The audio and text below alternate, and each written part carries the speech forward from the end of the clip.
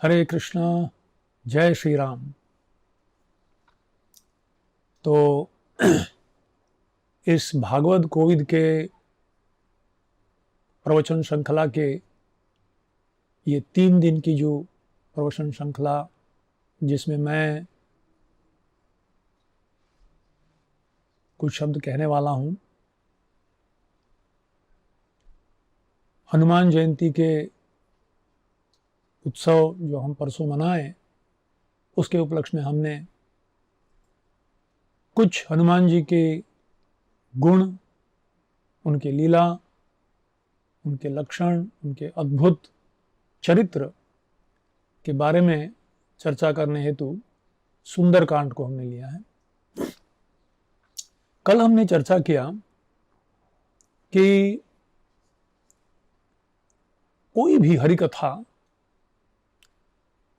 किससे सुनना योग्य है, क्योंकि अंततः हरि कथा का उद्देश्य है कि भगवान के प्रति हमारी जो सुप्त प्रेम हर जीव के हृदय में स्थित है, नित्य सिद्ध कृष्ण प्रेम साध्य कबु नॉय, श्रवणादि शुद्ध चित्ते करो ये उदय, कि भगवत प्रेम हर जीव के हृदय में सुप्त अवस्था में है और उसे जागृत करने का एकमात्र तरीका है कि हम भगवान के सुंदर लीला का वर्णन सही व्यक्तियों से, सही भावना से श्रवण करें।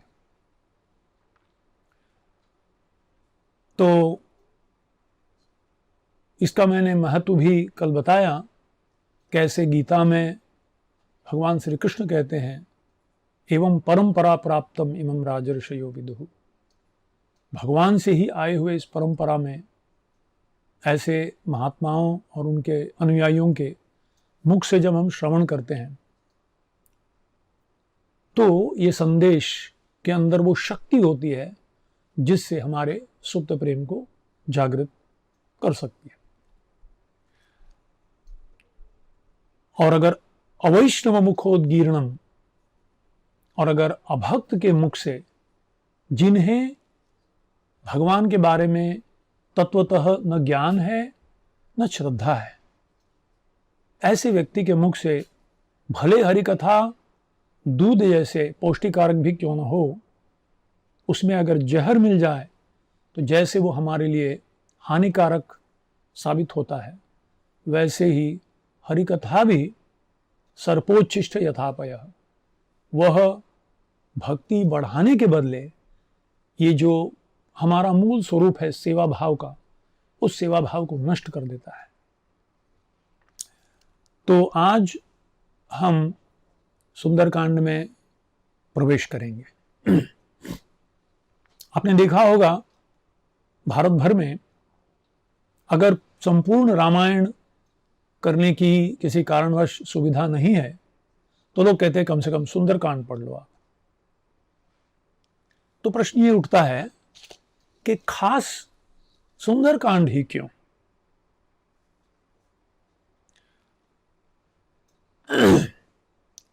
एक रूप से देखा जाए तो सुंदरकांड में संपूर्ण रामायण का जो सार है, जो सीखने योग्य तत्व है, वह पूर्णतः सुंदरकांड के अंदर स्थित है। रामायण में 7 कांड है। बालकांड प्रभु रामचंद्र जी के जन्म से लेकर उनका विवाह कर परशुराम के साथ उनका मिलन होना, वहाँ से वो विष्णु धनुष भी लेकर वापस अयोध्या में आते हैं और 12 साल तक बड़े प्रेम से रहते हैं सीता जी के साथ। अयोध्या कांड में मंथरा के द्वारा शुरू होती है, जब दशरथ महाराज रामचंद्र जी को राज्याभिषेक करना चाहते हैं और वहाँ से उनका वनवास होता है, चित्रकूट में आते हैं और भरत जी आके मिलते हैं उनसे, और तत्पश्चात भरत जी वापस भगवान की पादुका लेकर जब चले जाते हैं, तब अत्रि मुनि से मिलकर प्रभु रामचंद्र जी दंडकारण्य में प्रवेश करते हैं। ये हो गया अयोध्या कांड। दंडकारण्य में मारीच का वध, मारीच नहीं, विराट का वध करके तत्पश्चात सरभंग सुतीक्ष्ण के आश्रम में जाके उनसे मिलते हैं ऋषियों से। तत्पश्चात कबंध का वध करते हैं और फिर शबरी से मिलते हैं पंपा सरोवर में, और वहाँ अरण्य कांड समाप्त होता है। फिर वहाँ से किष्किंधा प्रवेश करते हैं, हनुमान जी से मिलते हैं। वहाँ से किष्किंधा कांड में हनुमान जी पहली बार रामायण में प्रवेश करते हैं, और तत्पश्चात किष्किंधा कांड में हनुमान जी क्रियाशील होते हैं, प्रभु रामचंद्र जी को सुग्रीव से मिलाते हैं। ये मिलाने का काम है हनुमान जी का। एक आचार्य के रूप में जीव को भगवान के साथ मिलाने का काम हनुमान जी का बार बार हम देखते हैं। विभीषण को राज्य दिलाए, हाँ, तुम्हारो मंत्र विभीषण माना, लंकेश्वर भय सब जग जाना। तो किष्किंधा कांड में हनुमान जी प्रवेश करते हैं और वहाँ से क्रियाशील होते हैं, और तत्पश्चात सुग्रीव जब वानर सेना को चारों दिशाओं में भेजते हैं तो दक्षिण दिशा में अंगद और जाम्बवान इत्यादि के नेतृत्व में हनुमान जी भी निकलते हैं। 1 महीने की अवधि पूर्ण हो जाती है, सीता जी नहीं मिलती हैं, तो आमरण उपवास करने हेतु जब वो एक पर्वत के नीचे बैठते हैं, तब संपाति जो है जटायु का बड़ा भाई, वह ऊपर बैठा रहता है, और ये जब राम कथा करना शुरू करते हैं, उपवास है भाई, उपवास के दिन और क्या करेंगे, हरि कथा सही। और तब संपाति नीचे आते हैं और उनको सीता जी किधर है ये बतलाते हैं। कैसे वो लंका में 100 योजन दूर समुद्र के तट से लंका में रावण के महल में स्थित है, ये संदेश देते हैं। और तत्पश्चात संपूर्ण वानर दक्षिण भारत के समुद्र के तट पर आके वहां स्थित होते हैं, और चर्चा शुरू होती है कि भाई कौन अब 100 योजन छलांग मारकर लंका जाएगा। तो चर्चा में कोई कहता है कि 10, कोई कहता है 20, कोई कहता है 30, 40, 80, 90। जामवान कहते मैं 90 योजन जा सकता हूं, पर अभी मैं वृद्ध हो चुका हूं, नहीं तो मैं 21 बार वामन रूप में जब भगवान अवतरित हुए थे तो पृथ्वी को मैंने 21 बार परिक्रमा किया था मैंने। अंगद कहता है कि मैं जा सकता हूं, पर शायद वापस आऊं या ना आऊं, ये मुझे वो शक्ति है या नहीं मुझे नहीं मालूम। और सब फिर से बहुत ही शोकग्रस्त हो जाते हैं। और तब जाम्बवान कहते हैं कि जो व्यक्ति पार कर सकता है वो तो चुपचाप बगल में बैठा हुआ है। और तब वो हनुमान जी के निकट जाते हैं और हनुमान जी को याद दिलाते हैं कि उनकी शक्ति क्या है। और इस तरह से हनुमान जी तैयार हो जाते हैं महेंद्र पर्वत पर स्थित होकर लंका को छलांग मार के जाने के लिए। यहां अयोध्या कांड, किष्किंधा कांड समाप्त होता है और यहां से सुंदर कांड शुरू होता है। सुंदर कांड तो हनुमान जी यहां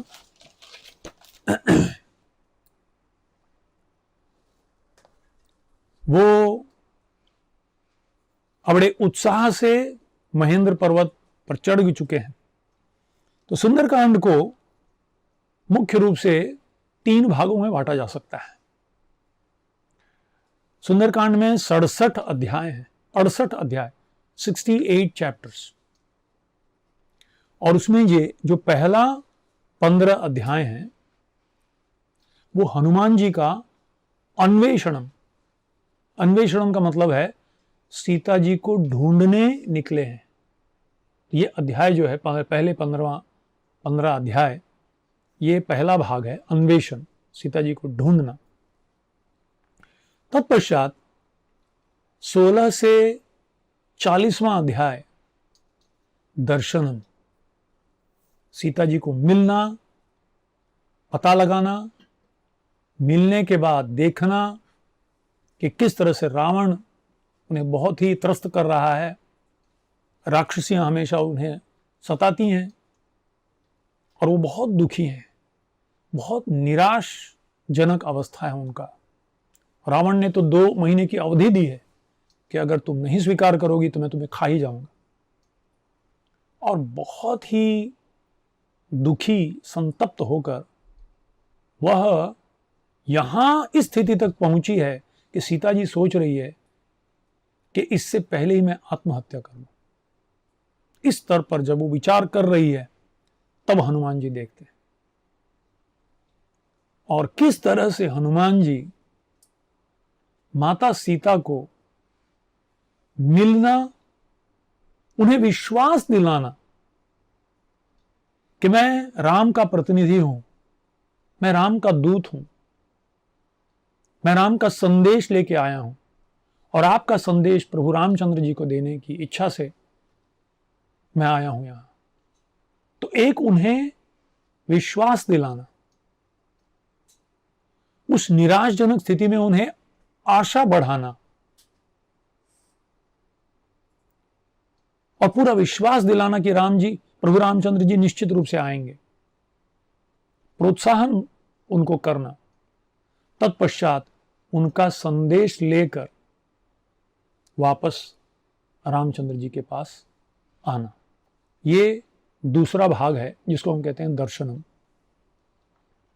और तत्पश्चात 41वां अध्याय से लेकर 68वां अध्याय, 28 अध्याय जो है, ये विरोधी ध्वंसनम के हनुमान जी ने अब जब मुख्य उद्देश्य को पूर्ण हो गया, अब रावण को एक छोटा सा एक सैंपल, एक छोटा उदाहरण देना चाहते हैं कि अगर तुम नहीं सुधरोगे तो क्या आने वाला है। जैसे भारत सरकार ने बालाकोट में भी एक छोटी सी एक उदाहरण दिखाया कि अगर आप इसी तरह कार्य करोगे तो इसका प्रतिक्रिया क्या होगा। तो विरोधी ध्वंसनम, लंका का उद्ध्वंस करके आग लगाकर आधे लंका तो खत्म करके आ जाते केवल हनुमान जी, और इस तरह से रावण को संदेश देकर, रावण की लंका की परिस्थिति को अच्छी तरह से समझकर, सीता जी के संदेश को लेकर, राम को जीवित करते हुए उस संदेश को लाकर हनुमान जी देते हैं। तो इस तरह से सुंदरकांड में 3 भाग है। रावण का अहंकार पे बहुत चोट पहुंचा है इस प्रसंग के बाद, और तत्पश्चात युद्ध कांड में जो हनुमान जी ने बीज बोया था वो परिपक्व होकर संपूर्ण रावण अपने वंश के साथ जो नाश हो जाता है लंका का, वो युद्ध कांड में वर्णन होता है। ये हो गया संक्षिप्त रूप में सुंदरकांड के 3 भाग। अब रामायण में, रामायण को अगर बहुत ही एक सार में देखा जाए तो वो सुंदरकांड के प्रथम श्लोक में ही आ जाता है। ततो रावण नीतायाः सीतायाः शत्रु समझना दर्शन के रामायण अगर सार में कहा जाए तो ये ऐसा है कि सीता जी प्रभु रामचंद्र जी के साथ दंडकारण्य में रह रही थी, ऋषियों के आश्रमों में और वन में भ्रमण करते हुए। बहुत ही सुंदर प्रसंग है वहां नासिक में। और वहां जब मारीच आता है एक सुंदर हिरण के रूप धारण करके, तो वाल्मीकि जी ने एक सुंदर शब्द डाला है, अभिराम। सीता जी उस हिरण से आकर्षित हो जाती है। राम बगल में खड़े हैं पर सीता जी उस हिरण से आकर्षित हो जाती है। हालांकि लक्ष्मण कहते हैं, चेतावनी देते हैं कि माते, ये निश्चित रूप से मारीच राक्षस है जो एक काम रूपी होने के कारण अपने इच्छा से इसने ये रूप धारण किया है, क्योंकि ब्रह्मा जी की सृष्टि में ऐसा कोई मृग है ही नहीं। तो सीता जी आकर्षित हो गई है और कहती है कि प्रभु रामचंद्र जी से मुझे चाहिए, और रामचंद्र जी वहां से निकल जाते हैं। तो श्री वैष्णव आचार्य कहते हैं कि यहां सीता एक बद्ध जीव का प्रतिनिधित्व कर रही है। हम सब भगवत धाम में भगवान के साथ थे। कृष्ण भूलिया जीव भोग वांछा करे, पासे ते माया तारे जापटिया धरे। तो जब जीव भगवान के साथ होकर भी भगवान के उन्मुख होने के बदले भगवान के विमुख होकर किसी और चीज से आकर्षित हो जाता है, तब माया उसे पकड़कर इस संसार में ले आती है। और वो रावण का प्रतिनिधित्व है। कामरूपम दुरासदम, सबसे बड़ा शत्रु काम है। इच्छा द्वेष सबुत्थेन द्वंद्व मोहेन भारत, सर्वभूतानि सम्मोहम सर्गे यान्ति परन्तप। रावण यहां अहंकार का प्रतिनिधित्व करता है। मारीच माया के द्वारा पकड़कर अज्ञान से बद्ध जीव को लेकर वो त्रिकूट पर्वत पर स्थित लंका नगरी में आ जाता है। एक रूप से त्रिकूट पर्वत जो है ये त्रिगुणात्मक त्रिभिर्गुणमयैर भावैर ए भी सर्वमिदम जगत मोहितम नाभिजानाति। तो मोहित होकर इस शरीर को धारण करता है, स्थूल और क्षणभंगुर शरीर को धारण करता है, और अहंकार रावण रूपी उस अहंकार के चंगुल में आके करोड़ों करोड़ों जन्मों से बद्ध अवस्था में त्रस्त होके तड़पड़ा रहा है। और उस समय प्रभु रामचंद्र जी अपने प्रतिनिधि को भेजते हैं, अपने अंगूठी देकर कि ढूंढो। तो भगवान भी अपने प्रतिनिधि को भेजते हैं, और वो विरजा नदी को पार करके इस भवसागर, विरजा नदी को पार करके इस भौतिक संसार में आते हैं। ये लंका नगरी का प्रतिनिधित्व करता है। भोगैश्वर्य प्रसक्ता नाम तया अपहृत चेतसाम। और ऐसे बद्ध जीव को खोजते हैं, और खोजने के बाद जब वो देखते हैं कि कोई एक प्रामाणिक अथातो ब्रह्म जिज्ञासा, कोई तो एक तीव्रता से त्रस्त होकर इस संसार में कार्पण्य दोषोपहत स्वभाव पृच्छामि त्वाम धर्म सम्मूढ़ चेता, तीव्रता से भगवान के साथ अपना संबंध जोड़ने का इच्छुक ऐसे जीव को ढूंढते हैं। वो ढूंढकर उन्हें आश्वासन देते हैं, उनकी निराशा को दूर करते हैं, उनके हृदय में आशा प्रदान करते हैं, उत्साहात निश्चयात धैर्य धीरज देते हैं। और तत्पश्चात हरि नाम की जो भगवान के द्वारा गोलोकेर प्रेम धन हरि नाम संकीर्तन, वो नाम देते हैं।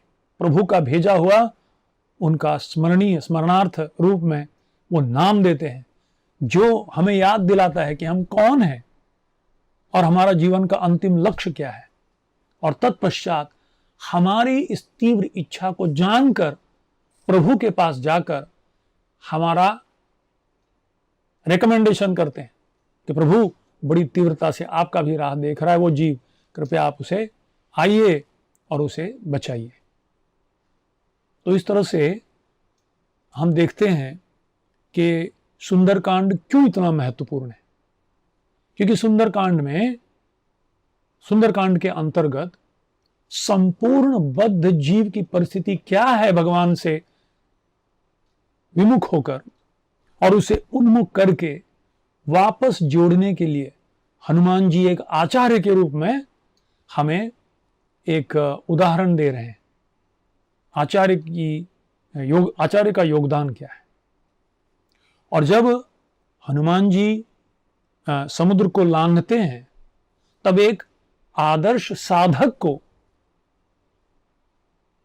कैसे, क्या गुण होनी चाहिए, क्या लक्षण होनी चाहिए, अगर हमें इस भव सागर को पार करने के लिए कौन से लक्षण होनी चाहिए, हमारे कौन से गुण हमें अपने में लाना चाहिए, ये बहुत सुंदर से प्रदर्शित करते हैं।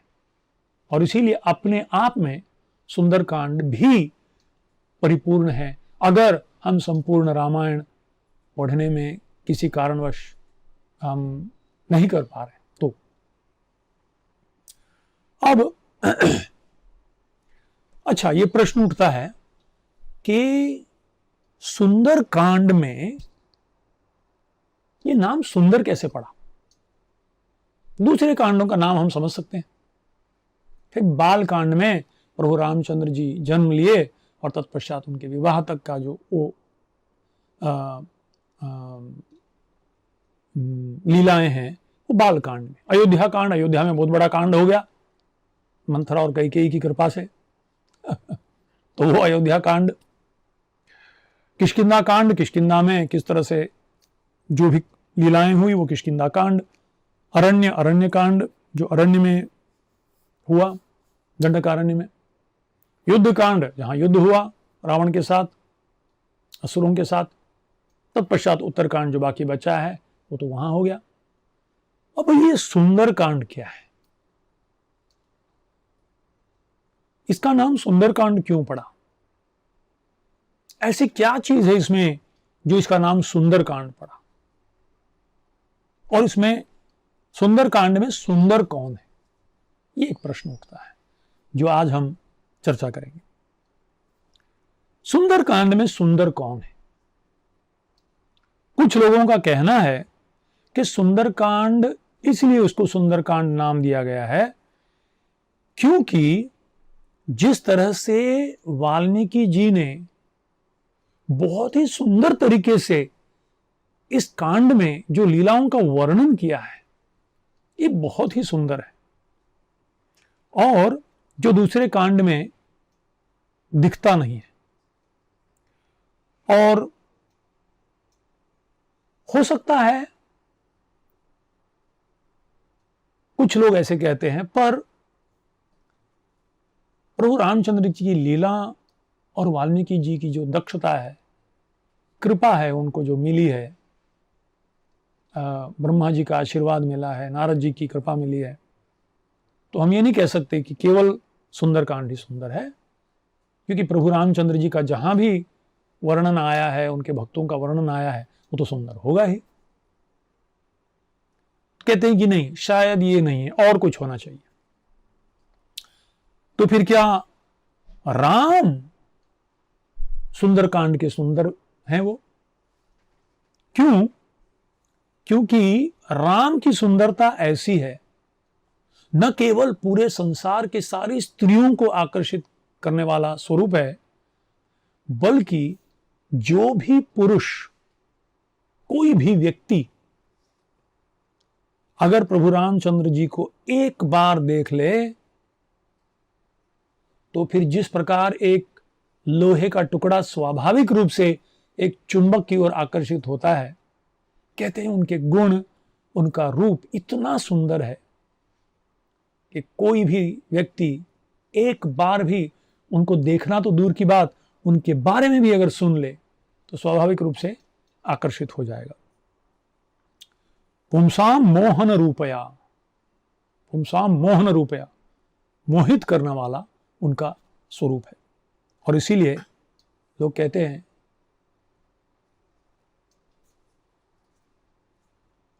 कि ये सुंदर कांड में सुंदर है। पर और इतना ही नहीं, बल्कि केवल इस कांड में माता सीता ये जानने के लिए कि जो अजनबी बंदर आया हुआ है, वानर आया हुआ है, ये कहीं रावण तो नहीं है, या उसका भेजा हुआ कोई दूत तो नहीं है, कुछ प्रश्न करती है, प्रमाण मांगती है। और जब हनुमान जी उनको सुनाते हैं तो कहती है कि नहीं, मुझे तब विश्वास होगा जब प्रभु रामचंद्र जी के स्वरूप का आप वर्णन करो। और केवल सुंदरकांड में हनुमान जी प्रभु रामचंद्र जी का नख शिखान तक इतनी सुंदर तरीके से, कोई दूसरे कांड में, संपूर्ण रामायण में ऐसा वर्णन नहीं आया है। चरणों के नख से लेकर शिखा तक संपूर्ण रूप से महात्माओं के जो लक्षण होते हैं उस सब लक्षणों को विस्तारित रूप से वर्णन करते हैं। न केवल उनके गुण बल्कि उनके स्वरूप का वर्णन करते हैं। और ये केवल सुंदरकांड में उपलब्ध है।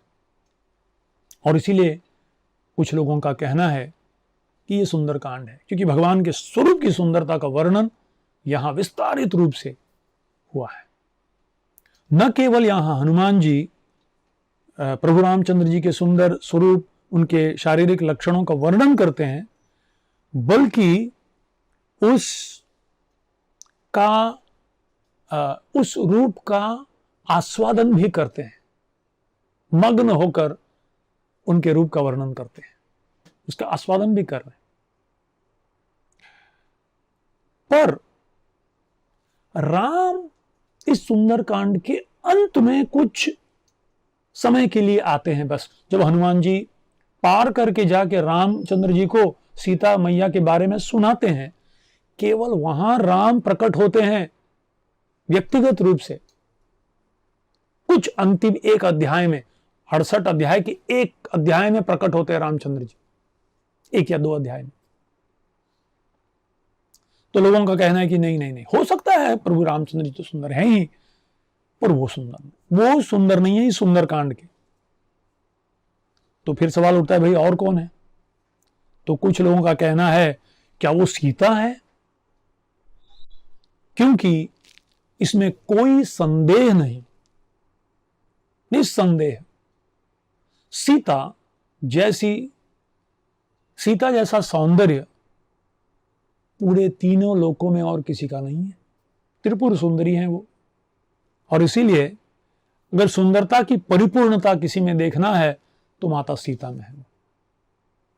तो हालांकि जब हनुमान जी उन्हें देखते हैं तब वो उसी मलिन वस्त्र जो 10 महीने पहले रावण ने जब अपहरण किया था उसी समय पहनी हुई थी, वही वस्त्र हनुमान जी पहचान लेते हैं, क्योंकि उसका एक भाग फाड़कर कुछ आभूषणों को निकालकर ऋषिमुख पर्वत पे सीता जी ने फेंक दिए थे। तो वो टुकड़े को देखे हुए हनुमान जी, उन आभूषणों को देखे हुए हैं और प्रभु रामचंद्र जी से उसका वर्णन भी सुने हुए हैं।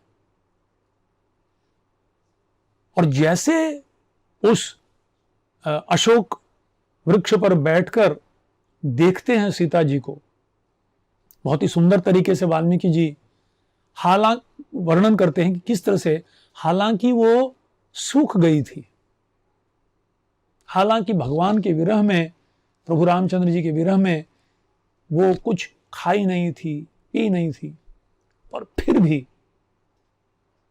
अग्नि जैसे धुओं में ढका हुआ हो, इस तरह से वो चमक रही थी। हनुमान जी पहचान लेते। और इतना ही नहीं, ये सुंदरता ऐसी है कि हालांकि रावण के अंतःपुर में तीनों लोकों में सबसे श्रेष्ठ सारी राजकन्या, ऋषिकन्या, देवकन्या, सबको जो उठा के यहां जबरदस्ती लाया हुआ है, और जो अंततः रावण का सौंदर्य, रावण की शक्ति, रावण का पराक्रम देखकर और रावण का ऐश्वर्य देखकर सब उनको शरणागत हो गई, पर फिर भी रावण सीता जी के पीछे पड़ा था। क्यों? क्योंकि ऐसी सुंदरता उसने किसी में नहीं देखी थी। और इसीलिए हम समझ सकते हैं माता सीता की सुंदरता क्या थी। पर यहां केवल माता सीता का शारीरिक सौंदर्य का ही वर्णन नहीं हो रहा है, उनके गुणों का सौंदर्य का भी वहां वर्णन हो रहा है। उनका एकाग्र प्रभु रामचंद्र जी के प्रति निष्ठा, उनकी भक्ति, उनका संपूर्ण शरणागति, इतने सारे धमकी देने पर भी, इतने सारे प्रलोभन देने पर भी, इतनी सारी स्त्रियां रावण की शरण गई थी, पर सीता जी के मन में भी एक क्षण के लिए भी ये विचार नहीं गुजरा कि मैं, ठीक है शायद रामचंद्र जी नहीं आएंगे। रावण कहता है, अरे तुम्हारी शारीरिक सौंदर्य चली जाएगी, ऐसा तुम्हारा यौवन तो क्षण भंगुर है, इसका आनंद ले लो, तुम्हें मैं मंदोदरी के ऊपर एक सर्वश्रेष्ठ रानी, पट रानी बनाऊंगा। पर सोची तक नहीं, ये जो एक निष्ठ होना, व्यवसायत्मिका बुद्धि एक कृणंदन, ये निष्ठा, ये शरणागति, ये सीता जी में बहुत सुंदर से उभर आता है। हालांकि उनके शरीर बिखर गए हैं, पर उनका हृदय पूर्ण रूप से एक है, प्रभु रामचंद्र जी का और सीता माता का। ये जो सुंदरता, एकता का ये जो सुंदर है, ये सुंदरता भी यहां प्रकट होता है। हो सकता है कि ये भी एक कारण हो कि सुंदरकांड इसलिए सुंदर हुआ हो, पर केवल इतना ही संपूर्ण रूप से तृप्त नहीं करता हृदय को कि इसलिए सुंदरकांड कहा जाता है। तो फिर आचार्य कहते हैं कि भाई और है कौन फिर जिसके लिए हम सुंदरकांड को सुंदर कहते हैं? और तब कहते हैं कि सुंदरकांड में सबसे सुंदर व्यक्ति तो हनुमान जी हैं। क्यों? क्योंकि हर एक व्यक्ति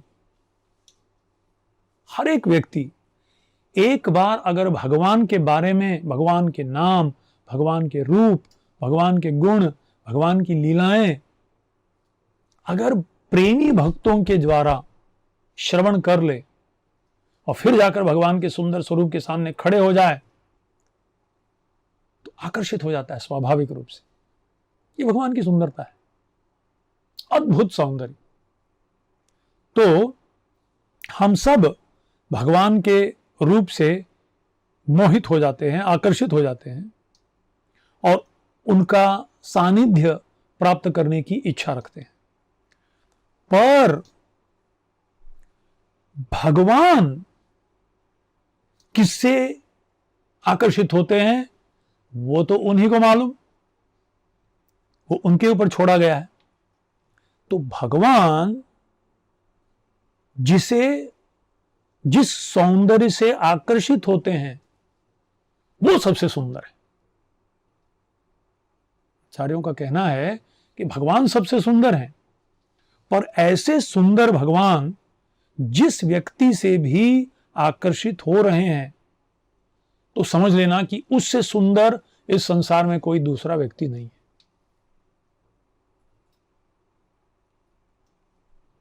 तो अब ये वर्णन आता है, ये कौन सी सुंदरता देखते हैं भगवान? क्या इस शरीर के क्षणभंगुर बाह्य सुंदरता से भगवान आकर्षित होते हैं? अरे भगवान के शुद्ध भक्त भी आकर्षित नहीं होते। हरिदास ठाकुर के सामने साक्षात माया देवी आई अपने सारे सौंदर्य को लेकर, पर हरिदास ठाकुर उससे विचलित नहीं हुए। बड़े बड़े ऋषि मुनि भ्रमित होते हैं, पर ब्रह्मा जी भ्रमित नहीं हुए, हरिदास ठाकुर भ्रमित नहीं हुए। तो हम समझ सकते हैं कि अगर शुद्ध भक्त इस शारीरिक सौंदर्य से आकर्षित नहीं होता तो फिर भगवान कैसे आकर्षित होंगे? तो निश्चित रूप से भगवान जो सुंदरता देखते हैं वो ये नहीं, तो फिर क्या है? वो अंदर की सुंदरता को देखते हैं। अंतःकरण में जो ये सौंदर्य है, इस सौंदर्य से प्रभु रामचंद्र आकर्षित होते हैं और ये सौंदर्य हनुमान जी प्रदर्शित करते हैं सुंदरकांड में। कहा भरत सम तुम प्रिय भाई, सहस वदन तुम्हरो यश गावे, अस कई श्रीपति कंठ लगावे। ये जो सुंदर चित्र हम देखते हैं, प्रभु रामचंद्र जी हनुमान जी को आलिंगन दे रहे हैं प्रेम से,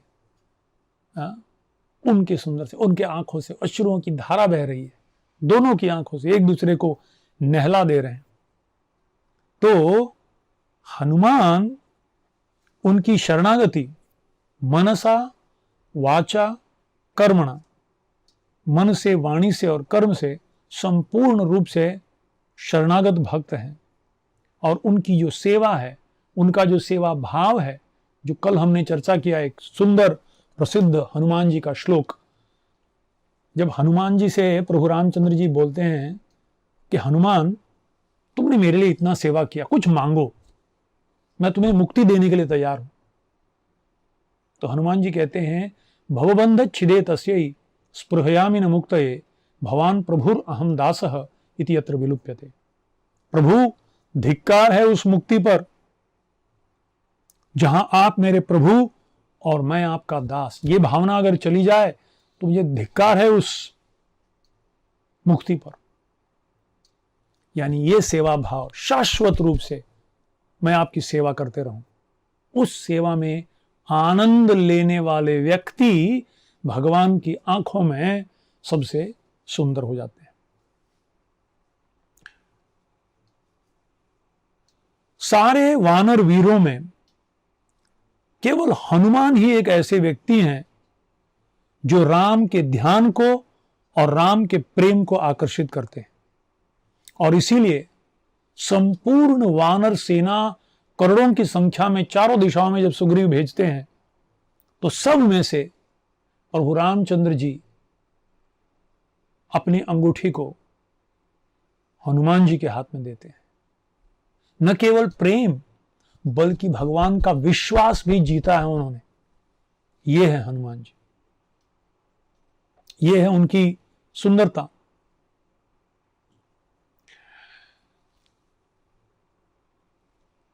वर्णन आता है शास्त्र में कि एक बार पार्वती जी जब अविवाहित थी, स्वाभाविक रूप से शिव जी के प्रति आकर्षित हो गई और शिव जी को आकर्षित करने के लिए वो हिमालय पर्वत, कैलाश पर्वत पर गई और साथ में कामदेव को लेके गई। त्रिपुर सुंदरी थी पार्वती जी, क्या कहना उनका सौंदर्य के बारे में। और वो शिव जी को आकर्षित करने का प्रयास कर रही थी। शिव जी थोड़े समय के बाद क्रोधित हो अपनी तीसरे आंखें खोले और कामदेव को जला के राख कर दिए। तब पार्वती जी समझ गई कि मैं अपनी शारीरिक सुंदरता के शिव जी को आकर्षित नहीं कर सकती। तब उसी स्थान पर वो बैठकर दीर्घ काल तक बहुत ही कठोर तपस्या की। तपस्या से वो सूख गई और तब उस निष्ठा से, उस भक्ति भाव से शिव जी आकर्षित हुए और पार्वती जी को स्वीकार किया। तो हम देखते हैं ऐसे सुंदर उदाहरण जहां इस संसार के शुद्ध व्यक्ति भी अगर शारीरिक सुंदरता से मोहित नहीं होते तो भगवान कैसे इन चीजों से हो सकते हैं। इस प्रसंग में एक, जैसे मैंने कल बताया, बहुत सारी ऐसे कथाएं हैं जो शास्त्र में भले वर्णन ना हो, लोक कथाएं हैं, पर अगर सिद्धांत के विरुद्ध न हो तो ये बहुत ही हृदय को आनंद देने वाला और भक्ति को वर्धन करने वाला होता है। तो एक ऐसी कथा मैं सुना था, बहुत ही सुंदर, कि एक बार एक राम भक्त प्रभु रामचंद्र जी के पास गए और कहे कि प्रभु, मैं जानना चाहता हूं कि आपके कितने भक्त हैं पूरे विश्व में, कितने हुए आज तक। तो प्रभु रामचंद्र जी ने एक बड़ा डायरी दिखाया, बड़ा लेडजर और कहे कि देख लो, उसमें असंख्य लोगों के नाम थे और ये भक्त पढ़ा पढ़ा पढ़ा पढ़ा पढ़ा, सबका नाम पढ़ा उसने। तत्पश्चात वापस आया, हनुमान जी से मिला और कहा कि हनुमान जी, मैं रामचंद्र जी के पास गया था, प्रभु रामचंद्र जी से उन राम भक्तों का नाम पूछा, उन्होंने मुझे बहुत बड़ी डायरी दिखाई, असंख्य नाम थे उसमें, पर कहीं आपका नाम नहीं था, ऐसे कैसे? तो हनुमान जी बोले, देखो रामचंद्र जी को मालूम है मैं उनका भक्त नहीं हूं। बोले, नहीं नहीं, आप झूठ बोल रहे, अरे पूरा विश्व जानता है राम भक्त हनुमान, राम की कथा हम कह नहीं सकते बिना हनुमान के, और हनुमान के बारे में चर्चा नहीं कर सकते बिना राम के। क्या कह रहे हो आप? तो हनुमान जी बोले, तुम जाके रामचंद्र जी से पूछो, मुझे क्यों पूछ रहे? तो भक्त वापस आए रामचंद्र जी के पास और बोले, प्रभु। तो रामचंद्र जी बोले, अभी क्या है भाई? बोले, आपसे एक प्रश्न है। बोले, हाँ बोलो। बोले, ये जो इतने बड़े डायरी में इतने सारे आपने नाम बताया, इसके अलावा भी कोई राम भक्त है क्या आपके? तो हम बोले, हाँ हाँ है ना। बोले, अच्छा वो कौन है? तो बोले, अरे पहले ही तुम पूछते तो मैं बताता। और प्रभु रामचंद्र जी ने अपने धोती में से, कमरबंद के बीच में से एक छोटा सा डायरी निकाला, बहुत छोटा डायरी, और बोले, ये देखो, ये दूसरा डायरी है। और वो भक्त डायरी खोला तो उसमें कम नाम थे और सबसे पहले नाम था हनुमान जी का। तो ये भक्त बड़ा स्तब्ध रह गया, आश्चर्यचकित हो गया। बोले प्रभु, ये बड़े डायरी में भी आपने कहा राम भक्त, सारे राम भक्तों का नाम है, और ये छोटे डायरी में भी नाम राम भक्तों का नाम है, कृपया आप ये बताएंगे कि ये दोनों नाम, ये दोनों डायरी में अंतर क्या है? तो रामचंद्र जी मुस्कुराए और बोले, सुनो, इस बड़े डायरी में ऐसे असंख्य भक्तों का नाम है जो 24 घंटे संपूर्ण जीवन भर सततम कीर्तयन्तो मां, हमेशा मेरा स्मरण करते हैं, हमेशा, एक क्षण के लिए भी वो मुझे भूले नहीं। और ये जो छोटा डायरी है, इस छोटे डायरी में उन भक्तों का नाम है जिनका स्मरण 24 घंटे मैं करता हूं।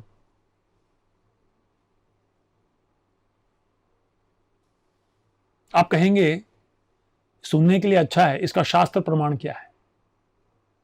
भागवत के 9वें स्कंद में प्रभु रामचंद्र जी की जो वर्णन है सारी पीढ़ियों का, उनके वंश का, उसमें एक महान राजा हुए महाराज अम्बरीश महाराज के प्रसंग में दुर्वास मुनि जब उन पर अपराध करते हैं और सुदर्शन चक्र जो है भगवान का, वो दुर्वास मुनि के पीछे पड़ता है और भागते हुए सब जगह आश्रय लेते, कहीं नहीं मिलता है तो भगवान के पास जाते हैं। भगवान के मुख से ये श्लोक निकलता है, साधवो हृदयम मह्यम साधूनाम हृदयम त्वहम मदन्यते न जानन्ति नाहम तेभ्यो मनागपि। दुर्वास, ध्यान से सुन, साधवो हृदयम मह्यम, मेरे भक्त हमेशा मेरे हृदय में निवास करते हैं और मैं उनके हृदय में निवास करता हूं। मेरे अलावा वो किसी और को नहीं जानते। शून्यायतम जगत सर्वम, उनके लिए संपूर्ण जगत शून्य है मेरे बिना, और मेरे लिए उनके बिना ये संपूर्ण सृष्टि शून्य है।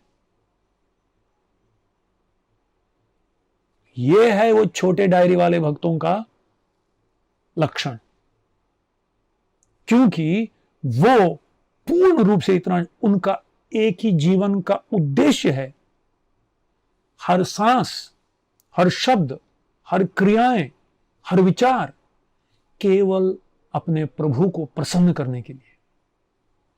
बिक जाते हैं भगवान, बिक जाते हैं और कहते हैं कि मैं षडैश्वर्य पूर्ण होते हुए भी मैं तुम्हें कुछ नहीं दे सकता, क्योंकि तुमने जो दिया है वैसा मैं तुम्हें नहीं दे सकता। सहस वदन तुम्हारो यश गावे, अस कई श्रीपति कंठ लगावे। इसीलिए हनुमान जी को गले लगाए और बोले, हनुमान, मैं तो एक वनवासी हूं, मैं क्या दे सकता हूं तुम्हें? बस मैं तुम्हें आलिंगन दे रहा हूं, मैं बिक गया।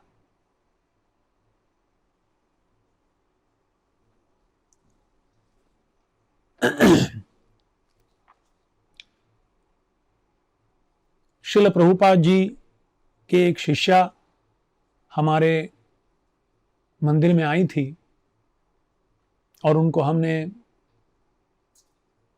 कहा था कि आप अपने प्रभुपाद जी के साथ आपका जो कुछ आदान प्रदान हुआ उसके बारे में बताइए। वो उनका नाम था रुक्मिणी देवी दासी। जब मैंने उनको पहली बार देखा, हालांकि वो 60 साल के करीब थी, देखने में बहुत सुंदर लग रही थी, पर मैंने फिर सोचा, जब वो कीर्तन के लिए बैठी व्यासासन पे, तो मैं उनका चेहरा देख रहा था और मन ही मन सोच रहा था बहुत सुंदर लग रही है। फिर मैंने सोचा ये गलत विचार है, मैं तो ब्रह्मचारी हूं और स्त्री की ओर देख के बोल रहा हूं बड़ी सुंदर है। तो फिर मैंने अपना आंख झुका लिया, बोला ठीक है। तो जब वो माता जी अपना प्रभुपाद जी के साथ पहली बार जो मिले उसके बारे में वर्णन कर रही थी, अपनी दीक्षा के बारे में बताया, तो कही कि जब मैं प्रभुपाद जी से दीक्षा लेने के लिए गई और उनके आसन के पास नीचे बैठ गई, उनके चरणों के पास, तो प्रभुपाद जी ने सर्वप्रथम मुझे देखा और कहा कि ओ यू आर सो ब्यूटीफुल, तुम इतनी सुंदर हो। तो मुझे बहुत अच्छा लगा। मैंने कहा मैं भी परंपरा में हूं। देखने में सुंदर थी, हालांकि वो अभी तो वृद्ध हो चुकी थी, पर जब मैंने सुना कि प्रभुपाद जी भी उसकी सुंदरता 35-40 साल पहले और भी सुंदर होगी वो, तो उन्होंने नाम दिया, माला दिया और उनका नाम दिया रुक्मिणी देवी दासी, क्योंकि रुक्मिणी इतनी सुंदर थी कि शिशुपाल जब देखा तो वो हाथी से नीचे लुढ़क के गिर गया। तो बोले तुम्हारा नाम रुक्मिणी देवी दासी। और तत्पश्चात माता जी ने कहा एक बहुत ही महत्वपूर्ण वाक्य, उन्होंने कहा जो मेरे हृदय में अंकित हो गया। तो प्रभुपाद जी ने कहा ओ यू आर सो ब्यूटीफुल, तुम कितनी सुंदर हो, और उन्हें माला दिया, एक नाम दिया रुक्मिणी देवी दासी। और तत्पश्चात प्रभुपाद जी ने आंखों में आंखें मिलाकर रुक्मिणी देवी को देखकर कहा अब मैं चाहता हूं कि आप अंदर से सुंदर बनो। Now I want you to become beautiful from within. तो वो कह रही थी कि पिछले 40 साल से उन्होंने मुझे दीक्षा देने के बाद मुझे एक लाइफ टाइम प्रोजेक्ट दे दिया, पूरे जीवन भर के लिए एक बहुत बड़ा जो लक्ष्य है वो मुझे दे दिया। कहे कि आप अंदर से सुंदर बनो, ऐसी सुंदरता जिससे भगवान आकर्षित हो जाते हैं। और भगवान किस चीज से आकर्षित होते हैं? भगवान, पूरे विश्व भगवान से आकर्षित होते हैं, पर भगवान एक व्यक्ति से आकर्षित होते हैं। श्रीमती राधा रानी का एक नाम है मदन मोहन मोहिनी। मदन यानी मदन, कामदेव। पूरी दुनिया कामदेव के पीछे पागल है, पर कामदेव मोहित हो जाते हैं मदन मोहन के सामने, कृष्ण के सामने। पर उस कृष्ण को आकर्षित करती है श्रीमती राधा रानी, मदन मोहन मोहिनी। और केवल राधा रानी की कृपा जिसको मिलती है, ह्लादिनी शक्ति, वो आनंद प्रदान करने वाली शक्ति, केवल वो ही भगवान को आकर्षित कर सकती है। उनकी कृपा से हमें भी वो शक्ति मिली, और वो शक्ति है भक्ति की शक्ति। रूप गोस्वामी भक्ति रसामृत सिंधु नाम के ग्रंथ में शुद्ध भक्ति के 6 लक्षण बताए। क्लेशाग्नि शुभदा मोक्ष लगताकृत सुदुर्लभा सांद्रानंद विशेषात्मा श्री कृष्णा कर्षणी चसा। श्री कृष्णा कर्षणी चसा। पूरे विश्व को, पूरे ब्रह्मांड को, पूरी आध्यात्मिक भौतिक सृष्टि को आकर्षण करने वाले श्री कृष्ण, वो आकर्षित हो जाते हैं, खिंचे आते हैं। एक जीव के हृदय में जो सुप्त अवस्था का जो भगवत प्रेम है, वो प्रेममयी सेवा के रूप में जब प्रकट होता है तो भगवान अपने आप को रोक नहीं पाते, उससे आकर्षित हो जाते हैं। वो असली सुंदरता है। और वो सुंदरता की जो पराकाष्ठा है, हनुमान जी ने इस सुंदर कांड में अपने कार्य के द्वारा, अपनी भक्तिमय, अपने दृढ़ता के द्वारा, अपने संकल्प की शक्ति के द्वारा, अपने संयम की शक्ति के द्वारा, अपने धीरज के द्वारा, अपने वीर के द्वारा वीरता दिखाकर हनुमान जी ने यहां प्रकट किया है। जो भी सुनता, और इसीलिए हम देखते हैं हनुमान जी इतने लोकप्रिय हैं, सब उनसे प्रेम करते हैं, सब उनसे प्रेम करते हैं। क्यों? क्योंकि जो भगवान की आंखों के सामने सुंदर है। और सुंदरता वो है जब आप किसी को देखते हो जो अगर आपके हृदय को पिघला दे और आपके आंखों में आंसू निकाले, समझ लेना बड़ा सुंदर है। जब आप बहुत ही प्रिय व्यक्ति को सोचते हो, उनका स्मरण भी करते हो, उनके अपने आंखों में उनका चित्र लाते हो, तो दो चीज होता है, आपके हृदय पिघल जाते हैं और आपके आंखों में आंसू भर आते हैं। देखिए, हृदय अब कमरा है तो आंखें उसकी खिड़की है। जो हृदय में है वो आंखों में नजर आता है। हृदय में भय है तो आंखों में भय नजर आता है। हृदय में शोक है तो आंखों में शोक नजर आता है। हृदय में क्रोध है तो आंखों में क्रोध नजर आता है। आंखों में झांक के देखो तो लोगों के हृदय में क्या है समझ में आ जाता है। इसीलिए कई हमारे राजनीतिक इतना काला मोटा चश्मा पहनते हैं ताकि उनके हृदय की बात आंखों में ना नजर आ जाए।